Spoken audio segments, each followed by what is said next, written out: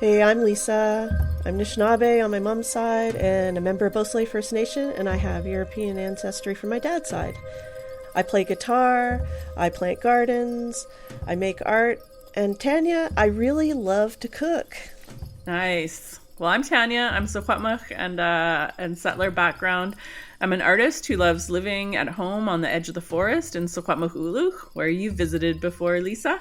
And I love thinking about art's potential as an ecology. And I grow a lot of stuff, like a 1/4 acre of garlic and more. This is our first episode of 7 episodes with regional hosts and guests in conversation about Indigenous languages and the lands around them. Like us, Lisa, as language learners ourselves, we've created this podcast with an amazing team. Whether you're just starting to learn your language, or you've been at it for a while, or you've spoken it your whole life, this podcast considers how language reflects the world around us.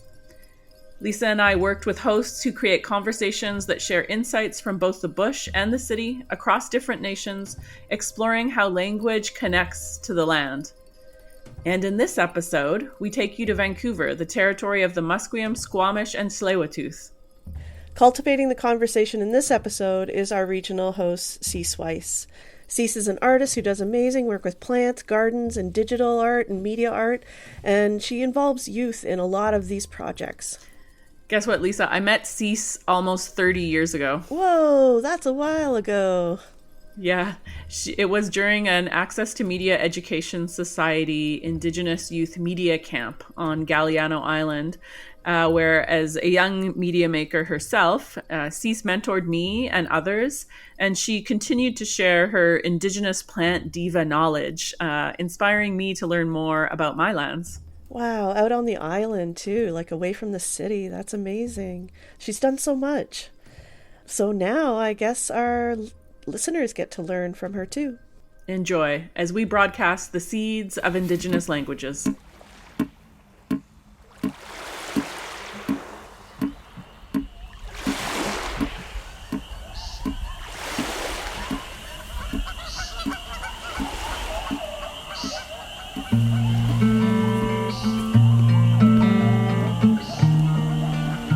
Tuned into Sounds Like Land. This is a podcast where we're broadcasting seeds of Indigenous languages. Walking through the fields of yellow, I stumbled upon one only flower. The petals were facing the sun. She grew up so tall, nothing could make that thing fall. So someone came along and said, I want that one in my bed, and took her home. Ooh.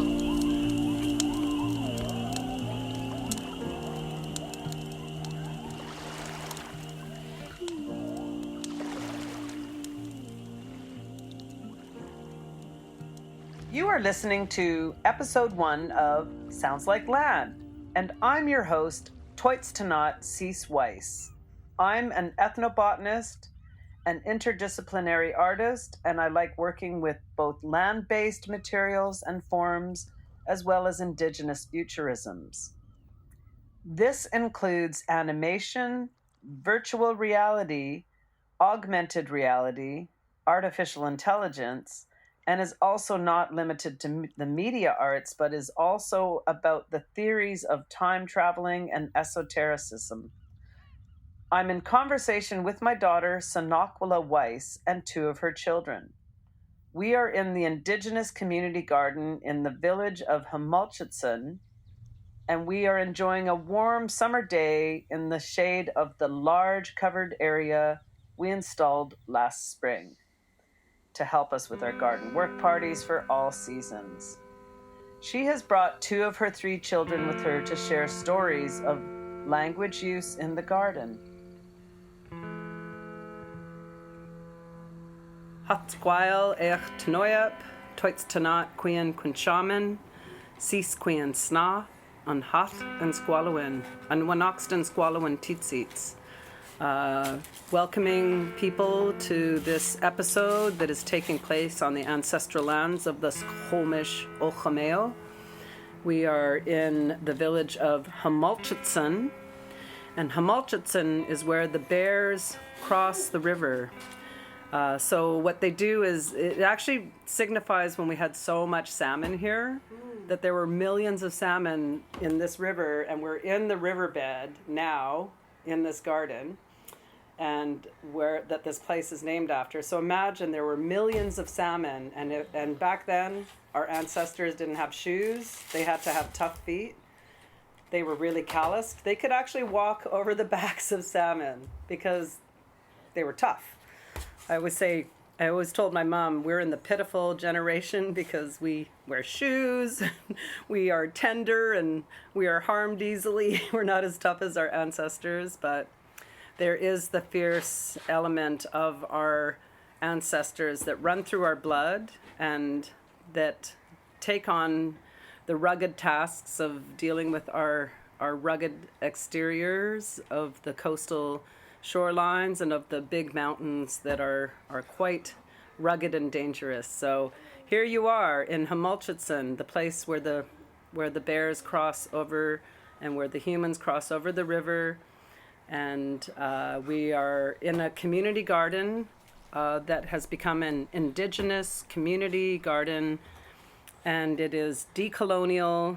We don't assign people plots. We don't demand people show up to do things. We just simply grow food that is accessible for our entire community, so that if they need berries, they're here. If they need to sit and meditate, it's here. If they need to just gather some things seasonally, we have some vegetables, we have berries, and we have different things.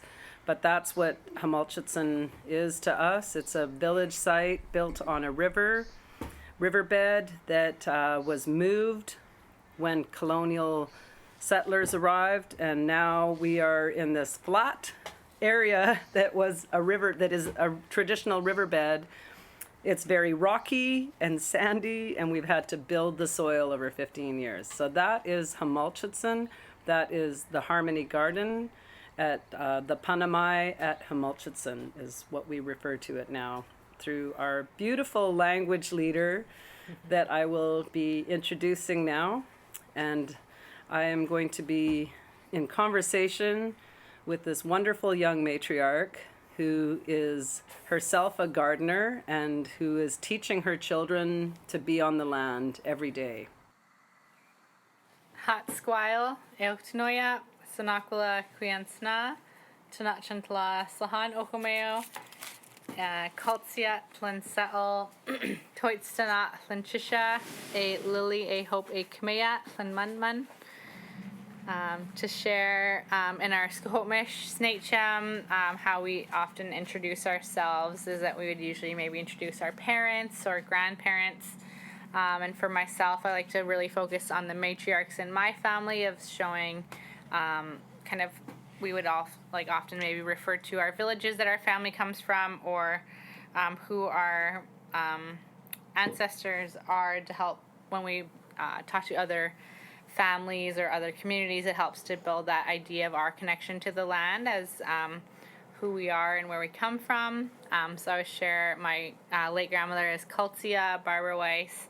My mom is T'uy't'tanat Cease Wyss, and then we have three daughters, Lily, Kamea, and Hope. So for our family, of bringing the language back has been really special, of having our children being able to speak the language on a daily basis, and so bringing that kind of daily use conversational Squamish back, whereas a lot of our elders, like we would refer to our elders who maybe don't speak it on a daily basis as a silent speaker, that they maybe know and understand many of our phrases or our language, but they mostly through residential school trauma, they can't be an active speaker to say the words every day. But that's a really important thing to make sure our elders don't feel like they're excluded or that they are not speakers if they don't speak daily, but that acknowledging them that they still are actually speakers, whether they speak on a daily basis or not.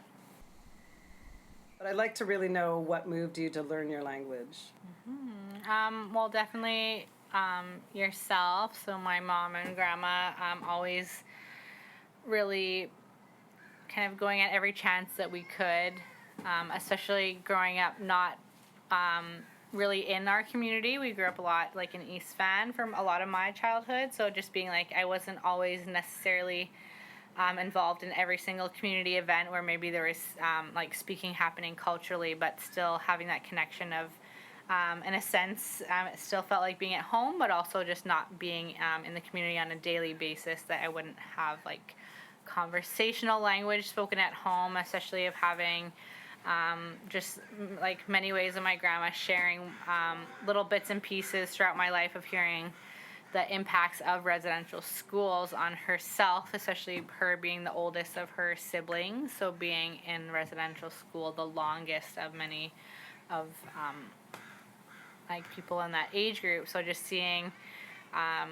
when I would hear anything of like funny words, like our word for belly button, mohia, is like something that you could just kind of make you giggle, but also still feel kind of cultural pride while also being silly at the same time. So to me, just having that, like sometimes when we think of our speaking it, it's like, oh, it's like proper and it's respectful and it's maybe more talking about like ceremony or like a serious event or occasion, but there's also that like funny day-to-day of like my daughter, when I became an adult immersion language learner, I brought my 2-year-old daughter at the time. So for her, like to me, having her being able to practice saying things to her, it was like elders are actually not scary, but for some reason when you're learning the language, you're scared because like they're gonna judge me or they're gonna say, oh, you said it wrong, you didn't do it right, and it has this kind of like, it's more just self-doubt than anything that kind of gets you when you're looking at people who are maybe more fluent or proficient in the language. Whereas having my 2-year-old come every single day with me to we did through SFU's adult immersion certificate and diploma programs. So everyone was like really quite welcoming for me to bring my toddler along. And I was like, I don't want her to go leave me at daycare all day when I want her to be with me and be a part of the learning class and a part of the program. And so just seeing like the word for stinky or smell, like smelling in our language is sosum. And so we'd always like, oh, sosum. And she'd see something stinky on a cartoon. It was like stinky garbage or something, and she would make a face like sosum. And it was like, who's going to think of like the words you're going to use on a daily basis are like your belly button or like silly words that just kind of sounded cool or sounded funny. So for myself as a parent, just seeing the importance of wanting my kids to learn the language, but also how do you kind of maybe make it more accessible or maybe make it something that you're actually going to talk about. Whereas a lot of times if you're on an event, you're going to hear introductions or like formal greetings where you wouldn't go sit down and you wouldn't like sit down at dinner and be like, greetings, friends and relatives. Like you're not gonna like say a memorized speech to like a 2-year-old. I am this person, and this is what I do. Yeah, that's so great. That's hilarious. One great thing we learned about like our kind of survival tools of like how do you ask. Because, like, even for myself, once I'm learning the language, people are like, translate this. What is this? How do you say that? And they're like, I'm going to need 24 hours to actually circulate an answer because in Squamish, you're not actually really translating a word to a word, just like other languages where it doesn't actually, like the cultural views of an English phrase cannot even translate into Squamish. So if you're saying, like, our things are all, what's the word? It's kind of more like situational. So it's more like, when would you say that? Rather than, how do you say this? So you could say a word, and then even if, like, we pronounced it wrong, like, we would have elders, like, listen to people practicing, and they'd be like, I think you're saying this, but I don't know why your voice went in this tone, because if you say it in a different tone, it doesn't sound right. So, like, in Squam, like, in English, you're like, how are you? Like, you have this upwards intonation where your voice goes high to like indicate a question.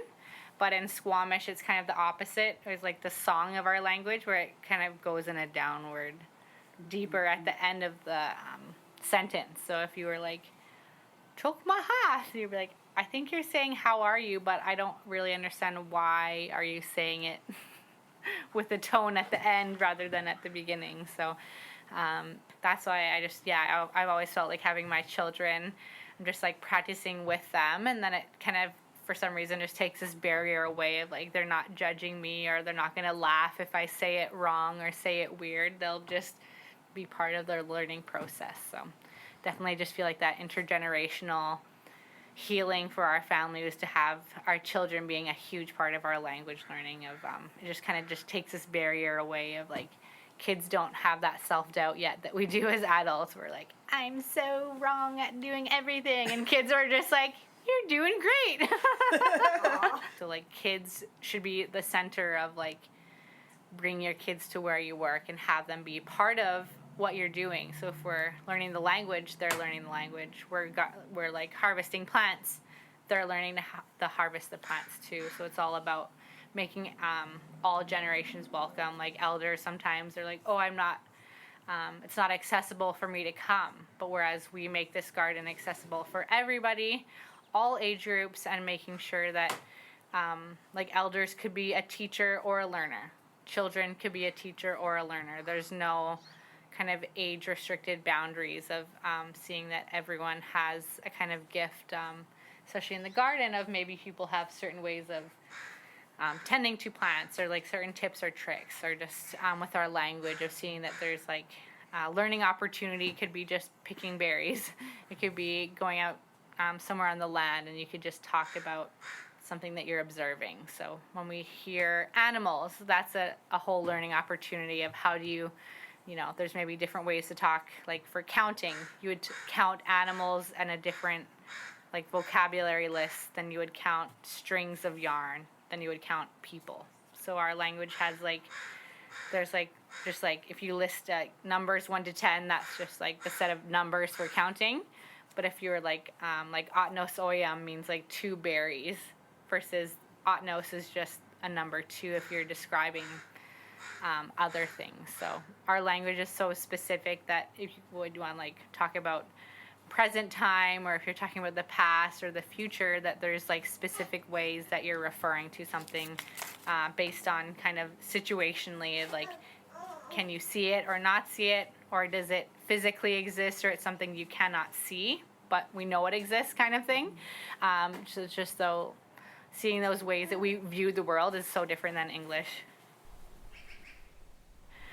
So what I found, one of the really beautiful examples to me of how things cannot be kind of compartmentalized is just seeing, like when we learn about our ethnobotany and our plants that you've always taught me, is like we don't see the difference of like humans, animals, plants, natural elements, because we're all very interconnected, that one cannot really go on without the other. And that kind of community sense of like plants having kin and plants having relationships to each other and to people, to animals, is when I like the word kamalai is talking about the maple tree, and then our word for scummel.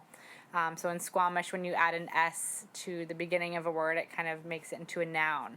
So like the word scummel is our word for paddle. So then there's that root kummel, which is referring to that kamalai, the maple tree, and then it's referring scummel to the paddle. So it's like you can't have, our paddles were made with the incredibly strong maple trees, but it's kind of like, did the maple tree come first? Did the paddle only exist because of the maple tree? Like there's just this completely obvious relationship between having paddles and having our maple trees, that it's kind of like you couldn't like think about creating any other ecosystem without having our cedar trees creating what our material would be used for making our dugout canoes, and we couldn't have our traveling between our different village sites without having the paddles that we use, and understanding that all of our relationships were to specific areas because maybe they had specific plants growing there, or there's certain animals that would be living there that we would tend to raise like the Salish woolly dogs, or would like find mountain goats living in certain parts of our territory. So just seeing that all of our names of villages, like at Second Beach, Stay to Oak is referring to the diatomaceous earth. So we would always need that material to clean our weaving materials with, to get rid of any like bugs or any oils in the wool to prepare weavings with that we couldn't like. We wouldn't like. It's just so contradictory in English of like, this is Stanley Park, and it's like, why would you name this place after Lord Stanley, who's done absolutely nothing for our people? Like this, there's like 12 village names in what you call Stanley Park, and they're all completely based on the land, whether the animals or the plants. The geese, we call them ach, because when you hear them, they're like, ach! Like the herons are called smakwa. Yeah. That's actually what they That's what they like. say. So when I was telling somebody about the names of our Squamish words for animals, that most of the names are kind of almost what it sounds like they're saying, and they were like, it's like Pokemon, where they just say their own name and that's all they can say is the one word, which is their name. Hilarious. That's That's a really good the way Squamish to learn people. it. That is Well, something that kind of stuck out when I was learning our language is having our teachers like saying like, even though we are teaching you about the language, like you do need to know and remind yourself that you do know these sounds, you know how to say these phrases, like these are something that still have always lived inside of you. So I think that's very true for many aspects of our culture, is that like sometimes people be like, oh, I don't know how to like correctly, quote unquote, participate in ceremony or in any kind of cultural practice, whether it's language or otherwise. And that's so disheartening for a lot of our youth, and even like just people of all ages in our community, just feeling that kind of like doubting, like unsureness, and then just like if you have a safe space to practice any part of your culture, whether it's gathering or preserving food or just doing something that you're passionate about, of being on the land, of having that place of feeling like it's educational, that you're not, you know, that you're learning how because maybe you don't know how to, and just seeing those ways of trying to take away that like you have absolutely every right to practice speaking your language or learning about how to do something using the language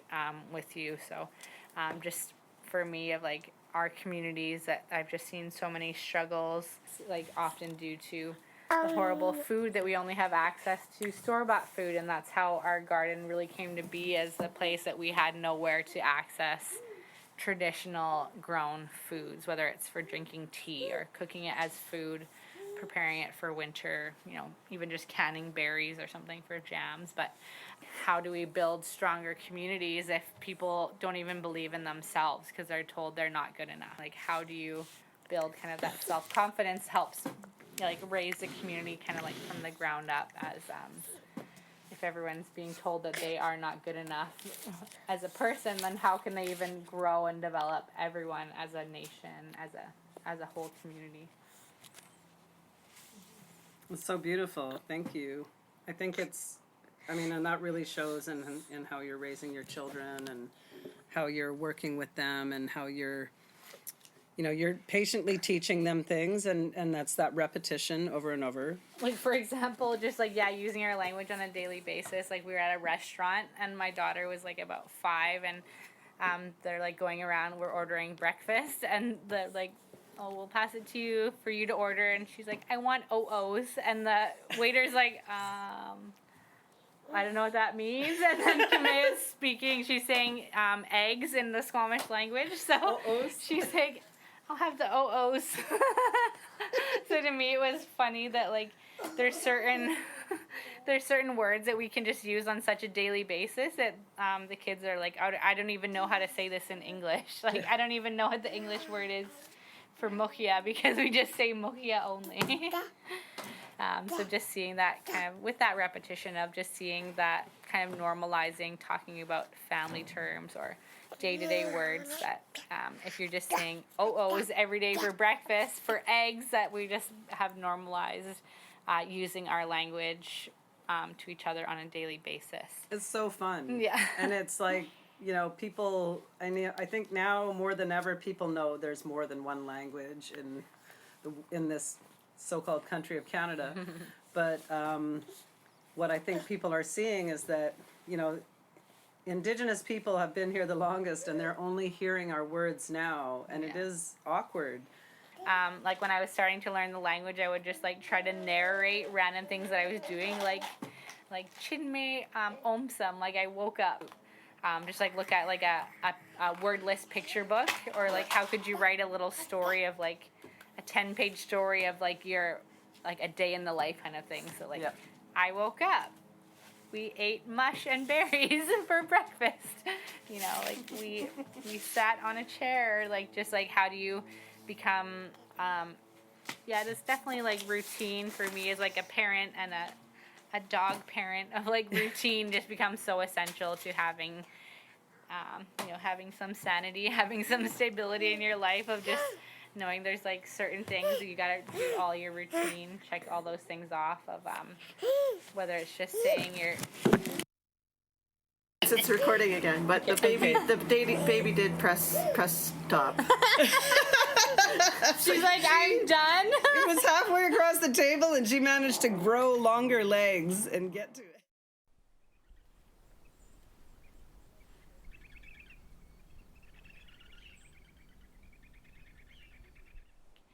If you want to use the plant for medicine, our teaching is to build a relationship before just picking from it right away. So it's kind of similar with the language too, or parts of our culture. It's like if we want to understand it better, get to know it and understand more about it rather than just like, I'm just going to use it as a tool. I guess right in closing, how do you feel about this age of technology and traditional knowledge keepers having that knowledge, and people feels like you kind of touched on that where you're like, tell me what it is so I can go. I'm not unique. I'm not the only person who can tell you what a plant is used for. And people even come on my walk and are like telling me, I already know what this plant is. I'm like, that's fine by me.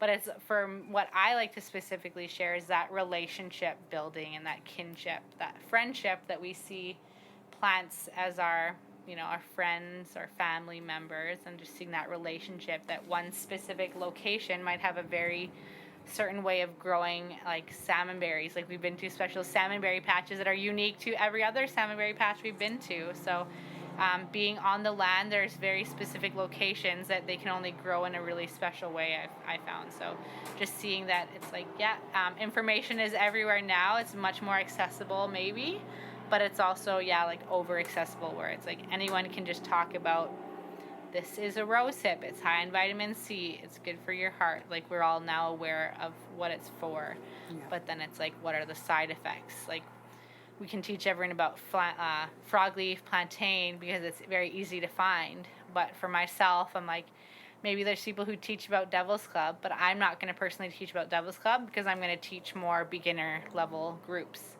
about something they could find on a playground, on a field, on a hiking trail that's going to be found all year round. There's no side effects, and it's something they could use as what we call nature's Band-Aid, that they can use it every single day without side effects. Whereas there's like, if you want to become the Devil's Club expert, it's like you're going to need to know 1,001 things that are the side effects, dangers, precautions, when to not use it, when to not gather it, and all these like complete warnings. Whereas if someone's like, let's work on this for 2 years, then we can work for 2 years on Devil's Club, because then we have enough time to cover all the bases properly. And so that's kind of how our like storytelling would work in the Squamish language, was like, you can start to become maybe like a storyteller or teacher only if you're able to correctly share our oral histories. So that's what I found are, like, people always say, like, oh, oral histories are not good enough because it's like telephone tag where the story's muddled at the end and it's nothing true to the beginning. And it's like, no. It's not true. In our language, you couldn't share information unless you were correctly repeating it and you had elders and teachers hear you say it to them correctly so many times. Because if you just said, oh, frog leaf is not edible, and then you're like, oh, actually, that's not true. You need to say it right, and then you can go teach someone. So just seeing that the ways that our kind of history or our practices were able to teach things. So it was definitely about relationships and doing so like kind of thoughtfully. Yeah, I definitely think that it's very relevant what you're doing, and I'm happy that you're out there doing it because I see you with your children on the land teaching people. And I think that's one of the best messages right there that anybody could receive, is to see that you're not just transferring this knowledge to some strangers that have paid to be on a walk. Yeah. No, you are bringing your children and teaching the values of cultural work and how to show people the way. And also they're learning patience and understanding, which is what the land teaches us. And I really want to actually put a shout out to Lily today, who has been our superstar in the background, being so quiet and patient. Today she came and took care of her little sister and kept her entertained in the garden. And Lily does this a lot. She's 12 years old, and she is very bright and inspiring. And she wants to be an artist one day, she told me. She said she'd like to be a computer artist. And I went to MIT last year. I told her all about it, and she was like, wow. So I want to commend Lily for supporting the family in this work today. Put my hands up to you, Heichka, because your little sister Hope really appreciates you. I know she does. The way that she looks at you with love. She loves you, and you're guiding her, and you're helping her. Thank you, Lily. You want to say Heichka? Awesome. Well, I really want to thank you, beautiful family, for coming to the garden, to beautiful Harmony Garden at wemelch'stn, the Panamai at wemelch'stn. I hope I'm saying that right. Yeah. My language teacher here, Senaqwila, and her language team. So some of my co-students are Hope and Lily and Kabea, but they are also teachers to me because they know more of the language than me. So I want to thank you all, and I hope the language of the garden is something that I'm passing on to you all. OCM. Thank you.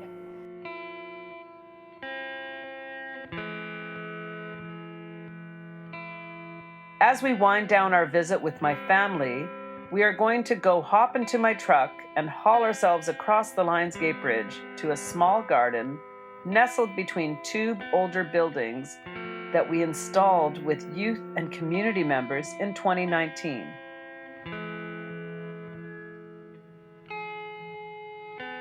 Hatsquile eich tanoia T'uy't'tanat Cease Wyss.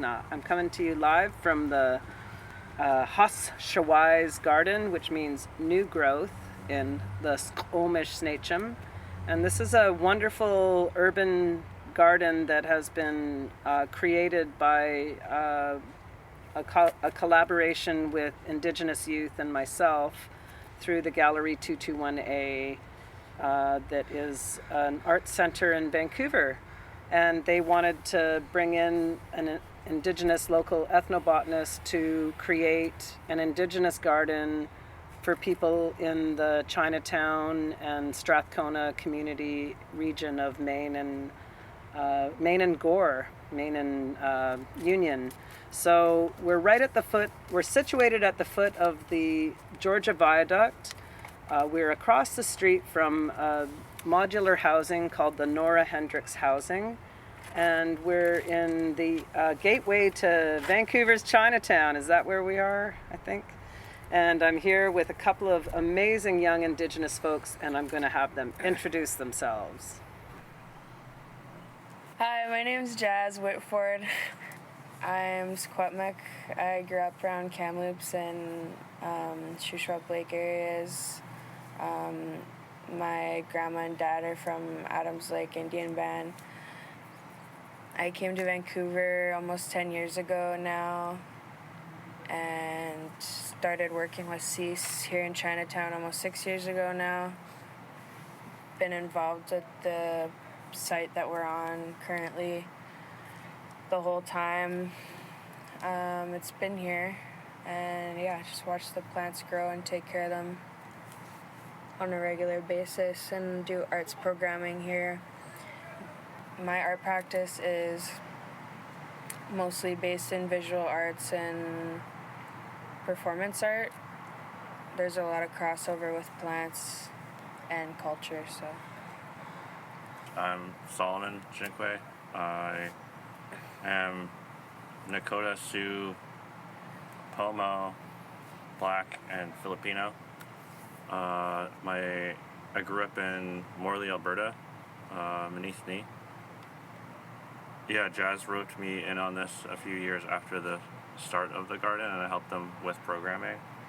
And a lot of my art practice is lens-based, things like that, I guess. Anything with a lens. Sweet. What motivated you to want to be on the land and work on the land? Like in a garden, like something like this. I come to you and say, hey, Jaz, do you want to come and build a garden between two buildings? Did that even sound appealing? But I mean, like if you could talk about what has inspired you to be on the land, either of you, both of you? Yeah, I think for me, had been recently displaced from my home territories and where I grew up because of medical racism and lack of housing opportunities, employment opportunities, and needed to travel here and start staying in Vancouver because there's just more access to medical resources and more variety of employment opportunities for people who are in the arts and culture. And I just wasn't able to support myself at home, and I had never lived in such an urbanized area before. Even downtown Kamloops it's urban obviously, but it's only a very short drive to somewhere quite remote, so trying to find a connection that was accessible and close to where I was staying, or places I was staying, while like not having to leave the city. It takes quite a while to leave Vancouver to be able to get anywhere that is like, you know, in the actual forest or like stuff like that. So T'uy't'tanat and you and T'uy't'tanat had come together with enough resources to compensate all of the youth that were initially involved, and that was important to me, obviously, to be able to support myself while doing whatever work I could find, something that was cultural and accessible to me, where I wasn't being like tokenized for my work also, and working with other Indigenous people. Yeah, so that was probably the main thing. And then the second thing was, just having more chances to be closer with plants and be outside without it being like in a public park, for example, where I'm kind of being looked at funny a lot of the time, or like just doesn't feel comfortable or accessible a lot of the time to be in so-called like public spaces, because just being native or being homeless or being underhoused or whatever can make those spaces like a lot less accessible or a lot less comfortable. This is a little bit different because it's not owned by the city and it's kind of tucked away. You can just spend time here, and there's loud times, but it's relatively quiet considering we're downtown Vancouver. But Yeah, I mean, I'm not really the biggest fan of public parks. I love what you're both saying about how you're looking for spaces to be on the land where you're not being judged and looked at, but you're able to be yourselves. When you're true to yourself and stay strong with the boundaries you put in place for yourself in terms of like labor in this instance, but for like anything in life really, and you build it up and are consistent enough with it, then the type of opportunities that you want and that that you're comfortable with or whatever, that you're interested in learning more about or whatever, those things will come with time. If you're consistent with your boundaries on, like, I'm not doing this type of work, I'm not being tokenized, I'm not working my fingers to the bone and blah blah blah for a short-term project with people that don't care for me long-term and who aren't part of my community, where there's no reciprocal relationships. And if you just reject those people in your life and those offers when you every chance you can. I've definitely taken jobs in the past where I didn't have the choice at that time because I really needed the money or I really needed like a particular connection or opportunity at that time.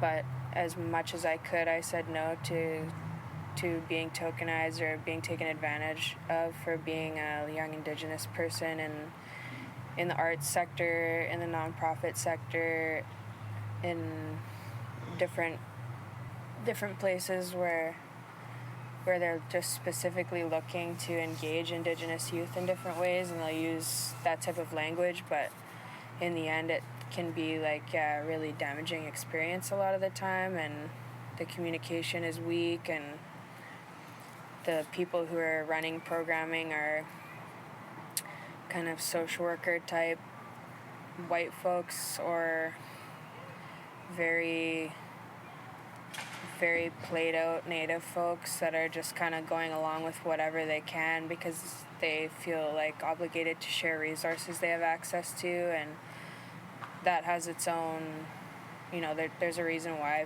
people are in that position, why native people are in that position, but at the same time we have to also work away from those types of relationships with the organizations we're involved with and work towards something more consistent, restorative for ourselves and our communities. Yeah, that makes a lot of sense. But another thing about this site is that I think from the beginning we really put our energy into it in a certain way that's kind of manifested itself here and has built it into a space that really, it does take labor from myself and other people in the community to maintain it a little bit, but for the most part, if you were to compare it to any other garden site, even other Indigenous gardens, if you want to call it that, or rewilded spaces, it takes so little maintenance compared to other types of plant spaces because for lots of reasons. It's Indigenous plants, they basically take care of themselves. The pathways need to be maintained, and there's some dry times when they need to be watered, and there's certain times a year and certain years when it takes a lot more work than others, but for the most part it's really minimal if you're comparing it to like a vegetable garden or an ornamental garden or whatever types of gardens there are. So it's pretty restorative just in that you can invite people to do the maximum amount of labor that you might need on a given day when you're having a big work day, and it's still quite accessible to a lot of people that other types of gardening work wouldn't necessarily be accessible to, because I think from the beginning we really put our energy into kind of speaking with the plants and having a reciprocal spiritual relationship with the plants here, and they know that they're here to help folks that might not have the capacity and who are building connection to themselves, finding themselves in an urban setting, finding themselves making new connections with plants when they might have never had a chance to in their lives as Native people growing up in the city or people who've been displaced from where they grew up. So that kind of connection with plants is somewhat unique, and especially in an urban setting. It's really good to hear words like that, because you've actually put a lot of time in here, Jaz, and I know that, as you said, if it wasn't giving anything to you, why would you be here? but I've witnessed your connection with the land, not only in this space but in other places, and how when you learn more about plants, you become more confident about what they're for and how to use them, but also how to care for them. I just see you nurturing this space and bringing in other people like Saul. I just like there being a space where we can just have events and things, and it's nice that it's just always here. I use this place a lot as like a photo studio and things like that, and lots of like plants in the background. I like the color, and it has nice light at certain times of the day because of the buildings on either side. So if I want different looks, I'll just come here at a different time of day. I spent a lot of time here making music as well. It's like there's like some electrical outlets around here. Nice. And I just kind of put on headphones and go to town or whatever. I mean, for me, it was exciting when I came here with you, Saul, last year or the year before to practice on your synth, so I could learn about modular synths, and then just to have this space we could just set up and plug in, and I could learn, and we could tap into plants all around us, and they're just here doing their thing.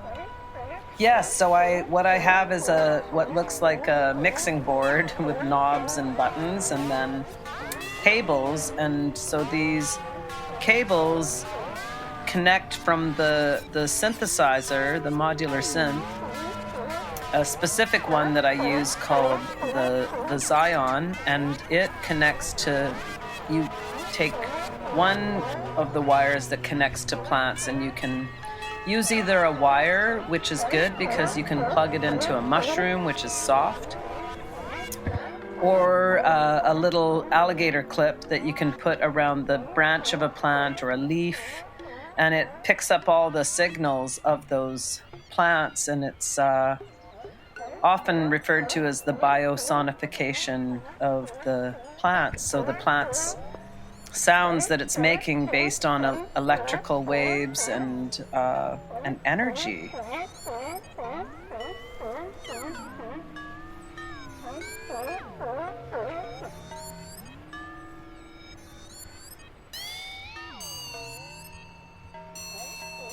But it provided a wonderful space for me to learn something from you, and to see how you interact with the space, which was very exciting to me because, again, never thought I'd ever be doing anything like that, but I end up finding a mentor in a young Indigenous person, and that's why they're my friends. I respect them. To see something like an urban Indigenous garden that's doing its own thing, flourishing in the city, feeding pollinators and wild birds, and of course, the rodent population that we've been interacting with today. Today we saw a little albino rodent that could have been a rat, a baby rat. And it was like, wow, a silvery white rodent in the back. It could have been a baby rat. I saw a rat over there. And we saw the big rat. I saw two of them over this did you way. see them? Yeah, they went running around. So that's our urban wildlife in here, but yeah. Lots of birds. A lot of birds. A lot of birds. Got hawks. Seen an eagle in here before. Wow, really? Yeah, hawks hunting rats. Just like sitting outside of the hole on the ground and waiting for a rat to come out. Wow. And what else have we seen? That's wild. I've seen tons of rats. A lot of rats. There's no sustainable way to continue doing even something as simple as arts programming in the city without making sure that everything we do is reciprocal and thinking about what reciprocity means in a more serious way, I guess, for lack of better words, but in a way where we're like acknowledging that how many Indigenous folks of all ages, intergenerationally, the youngest, kids to parents or middle-aged people to elders. Like, we're the biggest homeless demographic on the downtown Eastside and all of Canada. And housing is getting worse. The prices of food is getting worse. Everything is really difficult to maintain. And if you think about reciprocity, there was some point in my practice early on where I felt like, well, if I'm offering a teaching, then it's your turn to, bring something to the table. But I think every chance you can, thinking about everything, even when you're giving something, sometimes the act of giving is what you get, if you know what I mean. So like a lot of the time when I'm teaching something to someone, I'm not going to directly expect something in return. Sometimes what I get in return is the gift of the opportunity to teach. And so I would compensate someone who I'm teaching. And so like if we take reciprocity a little bit further, it makes the community way stronger, way more supported. And sometimes I need help, sometimes, whatever. There's different circumstances, there's different ways of teaching, there's different ways of learning, and, everything is, changes all the time. Nothing is always the same, but it's important to take time to, really think about what reciprocity is in every interaction you have especially when it comes to a space like this where the people who initially put the space together put so much positive, thoughtful, reciprocal intentions into the space. To be able to continue that work on is what everyone's responsibility is when they walk in here. So I think everyone who's been involved with the space thus far, even people who have made mistakes, have done a pretty good job in continuing that work. So as long as people understand that, which I think they do, even with very little explaining, that's why it's still going strong. Cool. I mean, I spend a lot of time in the woods, and I just try to get to photograph as much landscapes as I can that I'm connected to whenever I'm able to, because it's all burning and I want to kind of document it before it's all gone. And sometimes it's a bit messy, sometimes it's crooked, sometimes it's blurry, sometimes it's my shadow is in it or whatever, what have you, or I'm in it. And I just... Your reflection. Yeah. Mm-hmm. It's I was there. Yeah, that's the evidence you were part of the land and part of the moment in that space. And it's you're creating documents that are going to become so important to future generations. I don't know, I've had a couple projects that I've been working on here that are related to plants that only came up because I started hanging out here a lot. So I started getting into plant-based music, where I have this machine that reads some biosonification, I guess that's what it's called, where it's just reading the pulses that plants or any organic thing is making, and turning that into data, and then transferring that data to analog synths, and just kind of listening to what that sounds like. And that came about from playing music in here, and then me being interested in that, I guess. Interested in what you could do with plants and this machine. Mm-hmm. And then I found out a lot about how people are making machines to do that. Find that very interesting. Listening to what different sound plants make. I'm a bit of a nerd, really big nerd. Huge nerd. So I have a whole bunch of microscopes where I just like looking at, like, I'm trying to figure out how ways in which to like record them or like make it into something more than that. What I love microscopy, so I was just like looking at Nice. like taking samples from here, this garden, and just looking at little organisms, I guess. But trying to figure out how to make that into something. Have you had any favorites that you've found in here? Like, I mean, I see a lot of tardigrades, like in like little puddle of water, eating little bacteria or whatever. they're like little bear bugs.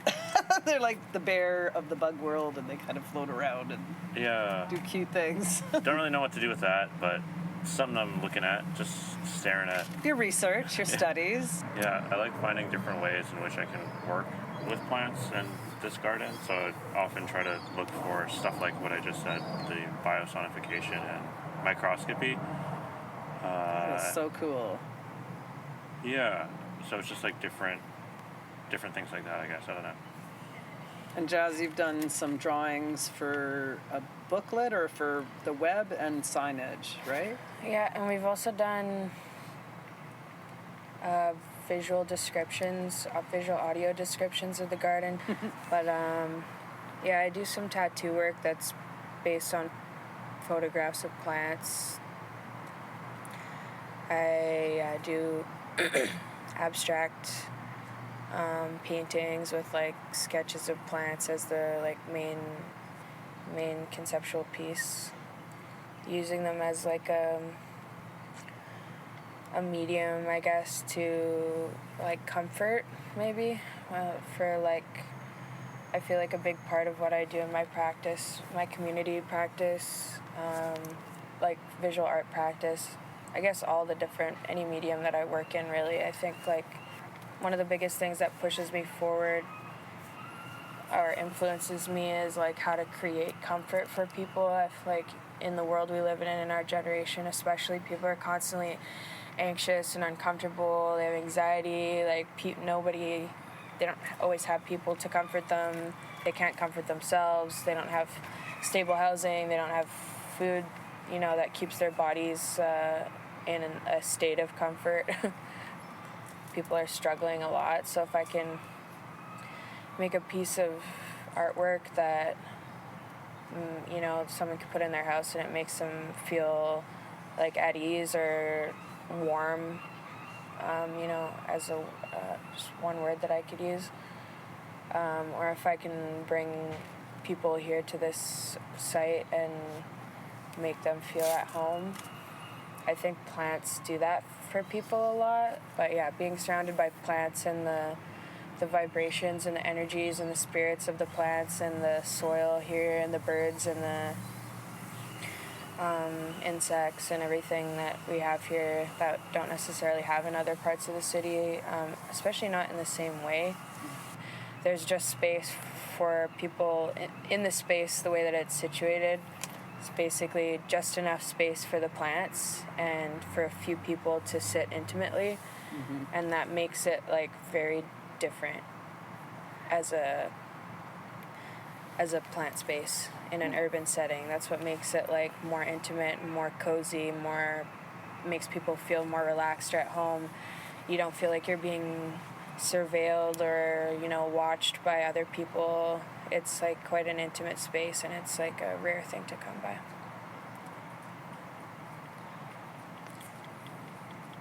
What's really touching my heart and inspiring me is that it's what I always think about young people, is that young people will always bring in all their other friends and people. They'll bring in strangers that they've just met. Hey, you want to see this cool thing that I'm part of? And I feel like that's what you all do for this space. What we have in common in the work that we do that is related to the garden is like learning how to, like I was saying before, like what a reciprocal relationship actually looks like, not just theorizing about it or making it into policy. Those things are somewhat irrelevant to a lot of people, especially urban people who are, not involved in different levels of institutional organizing, I guess you could say.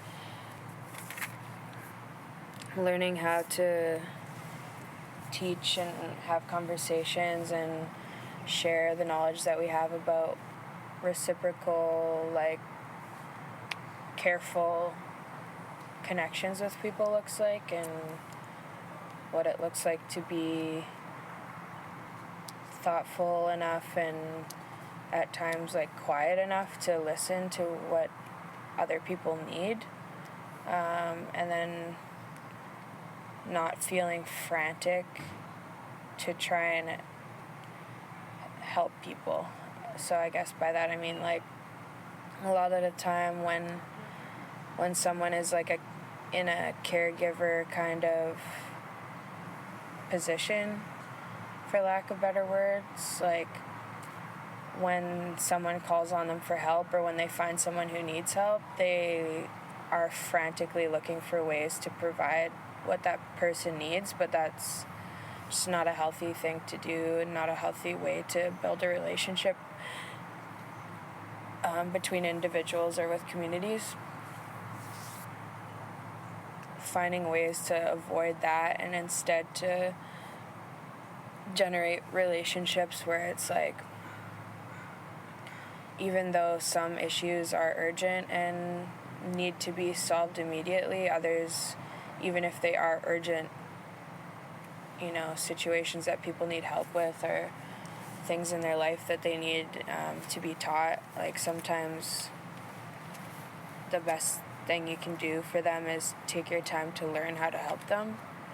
And usually I think you're given people in your life like that, you know, as a gift or a teaching lesson for yourself as well. So just kind of remembering like that is a part of reciprocity as well, like understanding what you have to be thankful for in your life, even when it's confusing sometimes.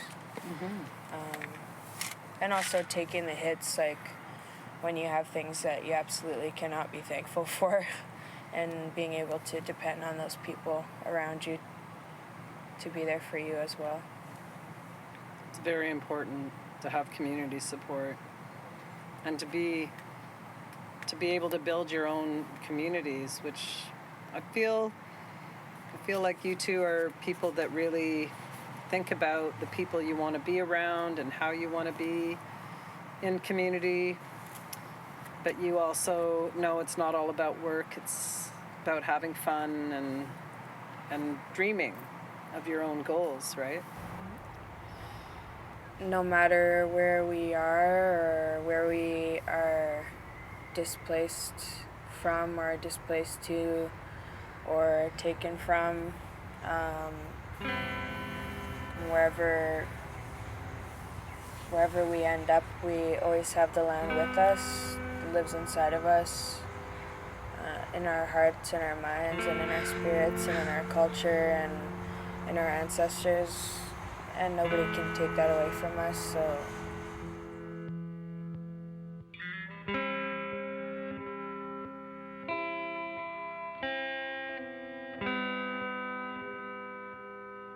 I am filled with so much hope for our futures, with young people keeping Indigenous languages intact and traditional Indigenous plant knowledge holders staying focused on holding our languages and our traditional plant knowledge and teachings alive and being actively used daily.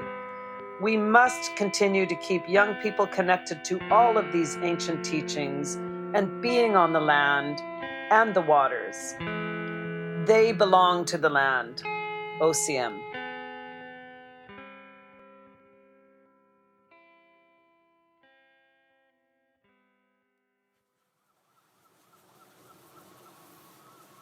Thanks for tuning in. Remember, we want you to have what you need for telling your stories. Learn a word, listen, meet language speakers and learners in your community. Give your language a try. Don't worry if it doesn't sound right at first. You can do it. If you are a language speaker or teacher in your community and want to share your resources, contact us at soundslikeland.ca.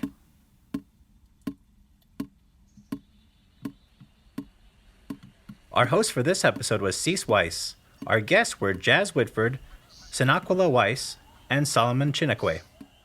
Music in this episode includes Nature Song for the Time Being by Fontaine, Sea Lions, Fungi, Salal by Cease Wyss, Detours for Creatures by Laura Ortman, and As If by Laura Pitkinen and Lisa Myers. Nature Sounds recorded by Laura Pitkinen. Co-producers on this show are Lisa Myers and Nigel Robinson.